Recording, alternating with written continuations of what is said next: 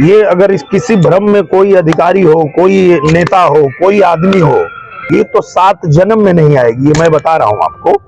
तो इस भ्रम में ना रहें। आप ऐसा कोई पाप मत कीजिए जो आपके बच्चों के अधिकारों को छीन ले और आज अपना मौज कर। तो जी हाँ दोस्तों, ज्योति मौर्य और आलोक मौर्य का मामला जब से सोशल मीडिया पर वायरल हुआ है तब से नए नए खुलासे रोजाना सामने आ रहा है। जी हाँ, अब नया खुलासा सामने ये आ रहा है कि ज्योति मौर्य ने अपने शादी का कार्ड वायरल कर दिया है और इस शादी के कार्ड में यहाँ लिखा गया है कि वह एक ग्राम पंचायत अधिकारी हैं। ज्योति मौर्य का कहना है कि जब उनके परिवार वालों ने शादी का संबंध लेके आए थे तो उनका कहना था कि आलोक मौर्य ग्राम पंचायत अधिकारी हैं। उस शादी के कार्ड को वायरल करके ज्योति मौर्य अपने आप को बचाने की कोशिश कर रही हैं, जिस पर उत्तर प्रदेश आजमगढ़ के सांसद दिनेश लाल यादव उर्फ निरहुआ ने दे दिया है बहुत ही बड़ा बयान।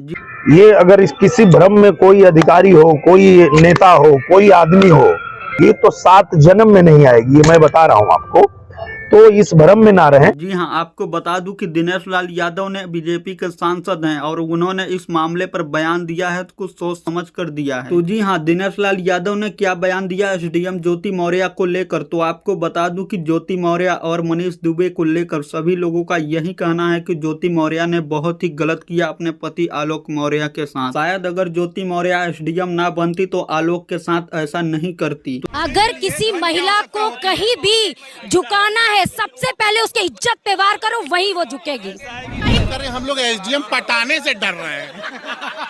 तो जी हाँ, साथ ही दिनेश लाल यादव ने अपना बयान देते हुए कहा कि इस समय उत्तर प्रदेश में हमारी सरकार है यानी बीजेपी की, और फिर भी अगर किसी ने ऐसा कर दिया है तो हम सभी ने माफ नहीं करेंगे और इस मामला को जल्द से जल्द कानूनी प्रक्रिया से जांच करके दोषियों को कड़ी से कड़ी सजा दिलाने का काम करेंगे। तो खैर दोस्तों, इस मामला को लेकर आपकी क्या राय है? क्या आलोक मौर्य दोष है या निर्दोष? नीचे कमेंट बॉक्स में कमेंट करके हमें जरूर बताएं। और अगर आप इस चैनल को सब्सक्राइब नहीं किए हैं तो please Raj express news channel को सब्सक्राइब भी करते जाएं।